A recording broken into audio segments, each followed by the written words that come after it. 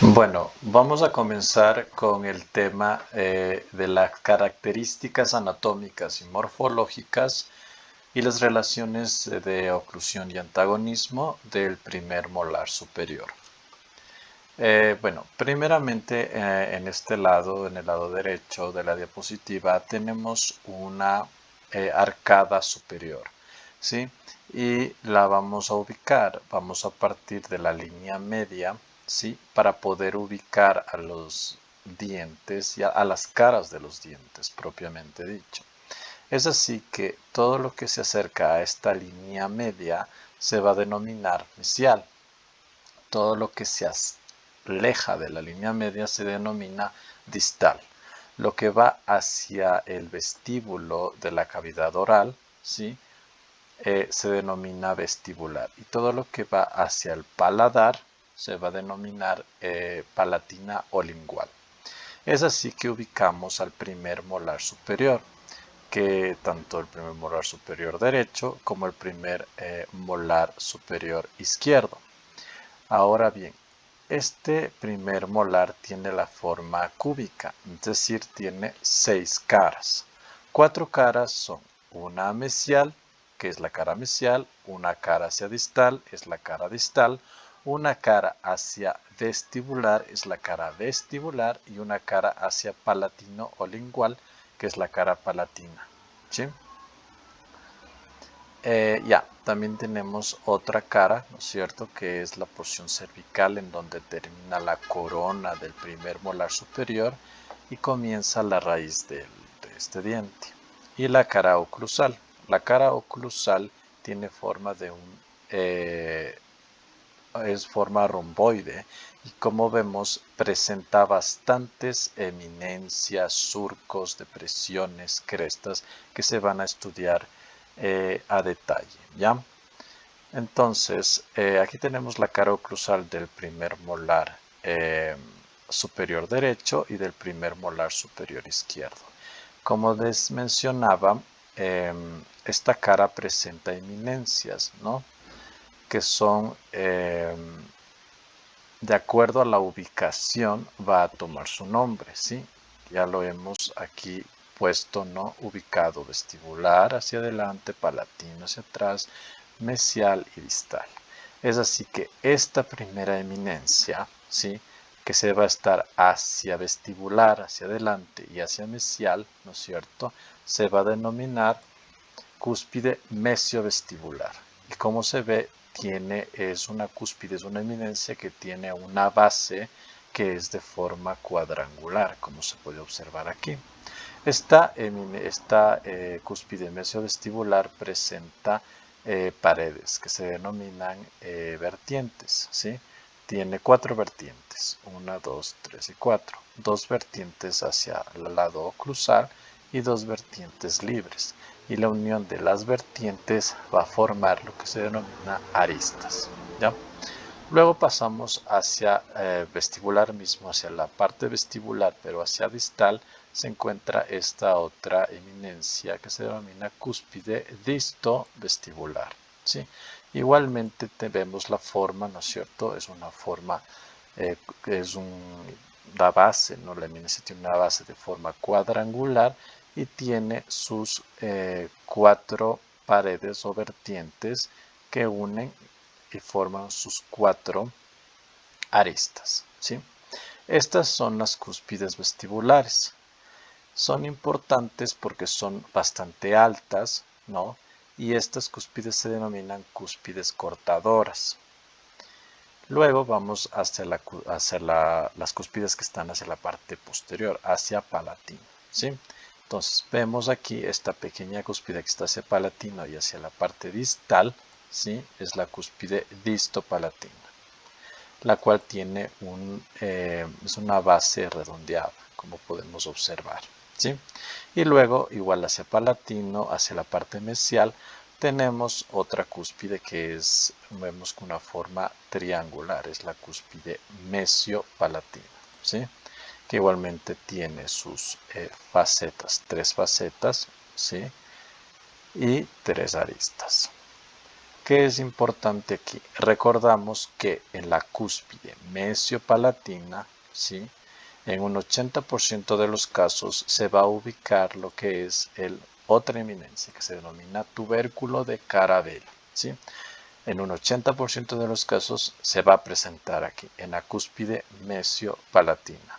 O puede también haber un vestigio, algún surco, alguna depresión, ¿sí?, que nos va a indicar la presencia del tubérculo de Carabel. Esta es una característica muy importante que tenemos que tener en cuenta. ¿Ok? Luego, seguimos en la cara oclusal del primer molar superior. Aquí tenemos depresiones. La primera depresión es la que se encuentra en el centro de la cara oclusal, ¿sí?, que es una fosa, ¿sí?, una fosa grande que se denomina, es esta, ¿no?, se denomina fosa central. De esta fosa central, como se observa, van a partir un surco. Este surco se va hacia mesial y hacia distal, ¿sí? Hacia distal termina en otra fosa que se denomina foseta triangular distal, ¿sí? Y sigue este surco, ¿no?, que parte desde aquí de la fosa central hacia mesial y termina en esta foseta, que es la foseta triangular mesial, ¿sí? Ahora bien, aquí también lo podemos observar, ¿sí? Los tres, la fosa central y la foseta triangular distal y foseta triangular mesial. Este surco que parte de la fosa central hacia mesial y hacia distal es un surco principal que se denomina surco fundamental, ¿sí? Como vemos aquí, desde esta fosa central también parte este surco, ¿sí?, desde la fosa central hacia vestibular, ¿sí? Aquí también se puede ver este surco que parte desde la fosa central hasta la parte vestibular se denomina surco ocluso vestibular. Y desde la foseta triangular distal parte otro surco hacia palatino denominándose un surco ocluso palatino. Continuamos con la cara oclusal, también presenta crestas, la cresta oblicua o transversal y las crestas marginales. ¿Cuál es la cresta oblicua? Es esta de aquí que se ve marcada con celeste. La cresta oblicua es una prolongación de esmalte, un recorrido, un puente que va a conectar dos cúspides. La cúspide distovestibular, que es esta, con la cúspide mesiopalatina, que es esta, ¿sí? Esa es la función. Como vemos, esta cresta oblicua transversal va a interrumpir a lo que es la parte distal del surco fundamental que veíamos con anterioridad. Ya, las crestas marginales son igualmente puentes o recorridos de esmalte que van a conectar las cúspides vestibulares con las cúspides palatinas. Es así que la cresta marginal que va a conectar a la cúspide mesiovestibular con la cúspide mesiopalatina se denomina cresta marginal mesial. Y la cresta marginal que va a conectar la cúspide distovestibular con la cúspide distopalatina se va a denominar cresta marginal distal, ¿sí? Bien, ahora vamos a estudiar las caras del primer molar superior. Como recordamos, tenemos cara vestibular, cara palatina, cara mesial y cara distal. Comenzamos con la cara vestibular. Como se puede observar, la cara vestibular tiene la forma de un trapecio, es trapezoide. La base de este trapecio, que es base mayor, va a estar hacia oclusal, ¿sí? Y lo que podemos observar en esta cara vestibular es este surco, ¿sí? Es el surco que parte desde oclusal hasta vestibular, entonces se denomina surco ocluso vestibular, ¿sí? Y este es el que va a dividir a esta cara y en los dos cúspides, las cúspides vestibulares, ¿ok? También podemos observar que el diámetro mayor de esta cara, la cara vestibular, es el diámetro mesiodistal, ¿sí? Es decir, es más ancho que el diámetro cérvico-oclusal. Es más ancho esta cara. Pero en ambos sentidos, es decir, en diámetro en sentido cérvico-oclusal a mesiodistal, tiene, como se observa aquí, tiene una convexidad, ¿sí? Es una superficie convexa. Una vez que ya hayamos localizado la cara vestibular, tenemos que ubicar hacia dónde es mesial y hacia dónde es distal. Entonces, tenemos que recordar que esta cara están las cúspides vestibulares, ¿no? La cúspide mesiovestibular y la cúspide distovestibular, ¿sí? Hay que recordar que la cúspide mesiovestibular por lo general es un poquito más grande que la cúspide mesiodistal. Entonces podemos observar aquí, ¿sí?, cómo esta cúspide mesiovestibular es más grande que esta parte. Entonces ya podemos ubicar cuál es el perfil mesial por la cúspide mesiovestibular un poco más grandecita. Ya, y en distal, como se puede ver aquí, ¿sí?, tiene un perfil, un contorno curvo que se asemeja como un signo de interrogación, ¿sí? Ahí podemos ubicar así al perfil distal de la cara vestibular. Tenemos el perfil oclusal aquí, que es justo la separación entre la corona y la raíz, ¿sí?, y va a formar ángulos agudos tanto con el perfil mesial como por el perfil distal. Y el perfil oclusal, ¿sí?, tiene un contorno de estas cúspides vestibulares que va a tener una forma de una V, como se puede observar, ¿sí? Vamos con la cara lingual o palatina, ¿sí? Igualmente presenta una forma trapezoidal con base mayor, más grande hacia oclusal. Presenta este surco, ¿no?, que parte desde oclusal hasta vestibular, determinado como surco ocluso vestibular. Presenta el diámetro mayor, igualmente es el diámetro que va desde mesial hasta distal, y su convexidad es en ambos sentidos, ¿sí?, es decir, cérvico-oclusal y mesio-distal. ¿Sí? Una vez que ya hemos localizado cuál es la cara palatina, ¿cómo vamos a localizar el lado mesial, el perfil mesial y el perfil distal? Bien, el perfil mesial, como estamos en cara palatina, recordamos que en la cúspide mesiopalatina estaba la estructura, casi que en el 80% de los casos está el tubérculo de Carabelli o un vestigio, una depresión que indique la presencia de esta estructura del tubérculo de Carabelli. Entonces sabemos que esa mesial va a estar el tubérculo de Carabelli. ¿Sí? Entonces tenemos aquí en la cara palatina tenemos los cúspides palatinas, la mesiopalatina y la distopalatina. Y en la cúspide mesiopalatina podemos observar aquí, ¿sí?, que está el vestigio del tubérculo de Carabelli, ¿sí? Si ya vemos el vestigio del tubérculo de Carabelli, localizamos que es el perfil mesial de la cara palatina, ¿sí? Y la cara distal, al igual que la cara vestibular, presenta un perfil curvo, ¿sí?, que se asemeja a un signo de interrogación. También tenemos el perfil cervical, que va a separar la corona con la raíz, ¿sí?, y el perfil oclusal, que al igual contornea las dos cúspides palatinas, tiene una forma de V, ¿sí?, como se puede observar. Ahora vamos con la cara mesial. La cara mesial del primer molar superior es de diferente forma. Las anteriores caras, la cara tanto palatina como vestibular, eran de forma trapezoidal. La cara mesial tiene una forma cuadrangular y su diámetro mayor es el diámetro vestíbulo palatino, ¿sí? Igualmente presenta una convexidad en ambos sentidos, tanto en sentido cérvico oclusal como mesiodistal.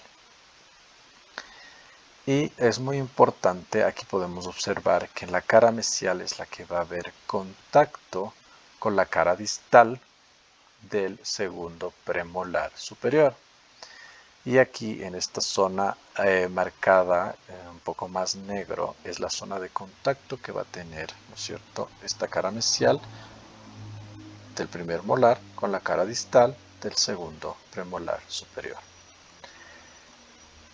Más o menos dividimos esta cara mesial en unos 3 tercios, ¿no? Tercio cervical, tercio medio, y más o menos en el tercio cervical y tercio medio encontramos una depresión en esta cara mesial.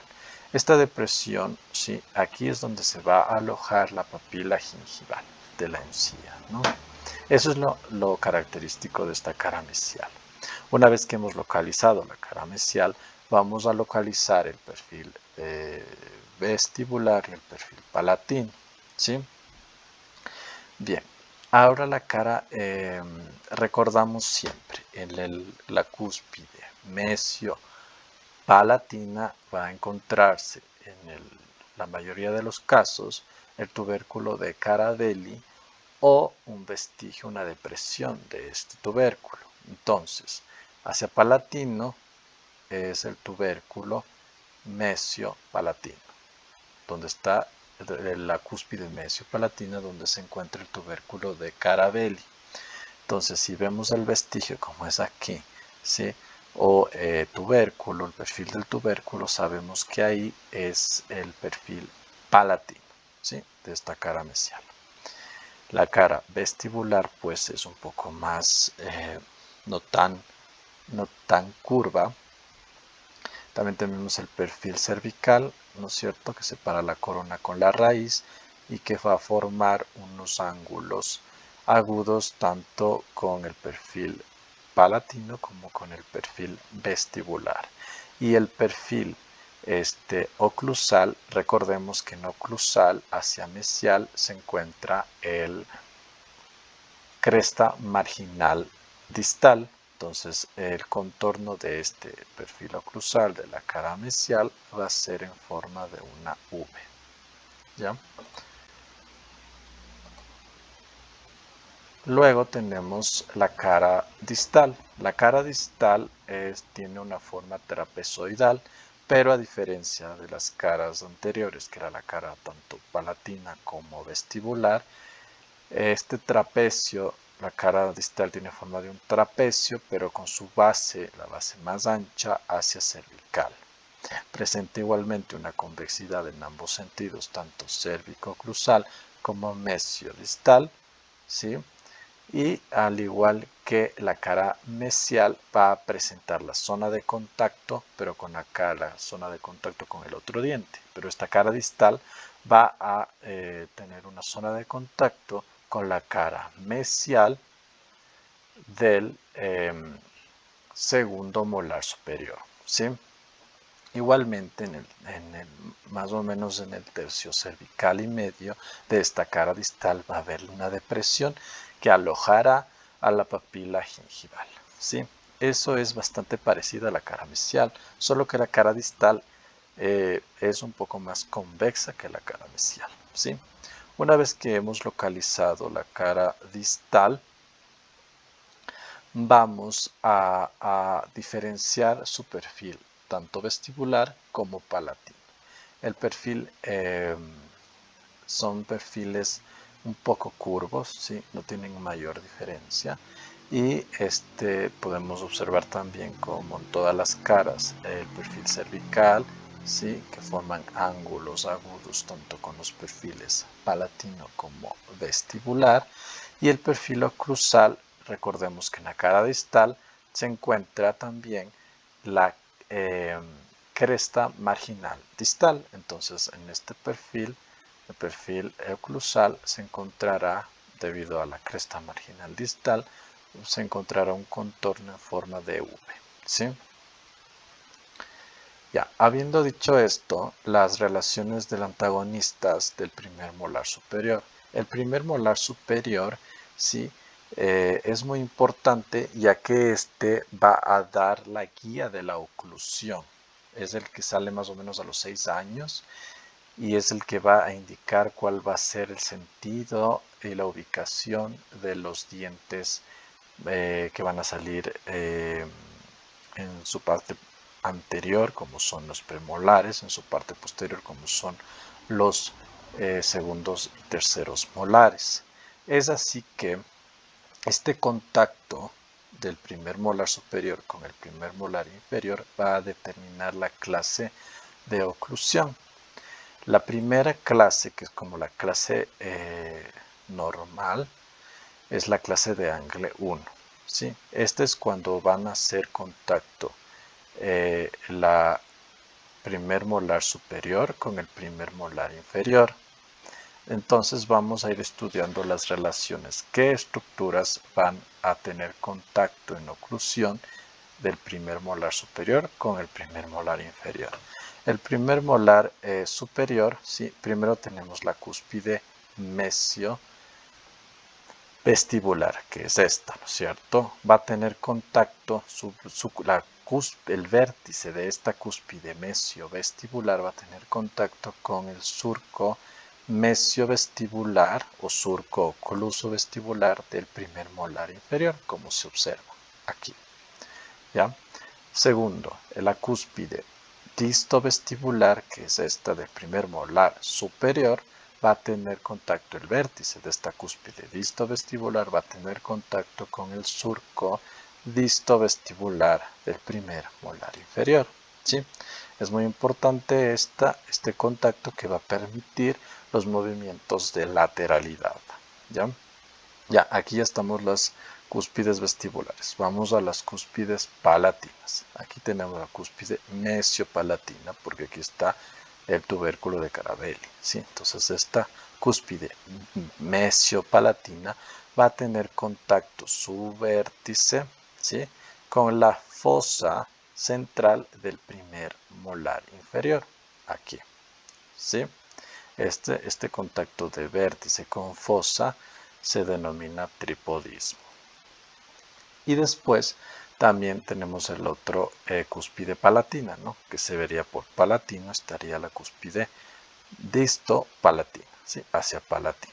Esta va a ocluir, va a tener contacto con la foseta triangular distal del primer molar inferior. ¿sí? Estas son las relaciones que van a tener el primer molar superior con el primer molar inferior.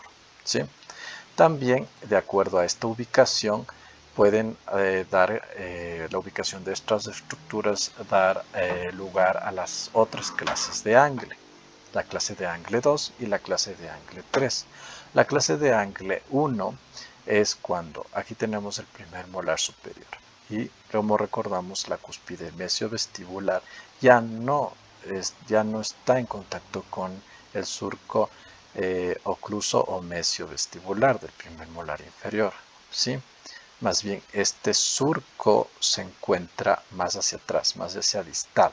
Cuando el surco mesiovestibular del primer molar inferior está hacia distal de la cúspide mesiovestibular, tenemos una clase de angle 2.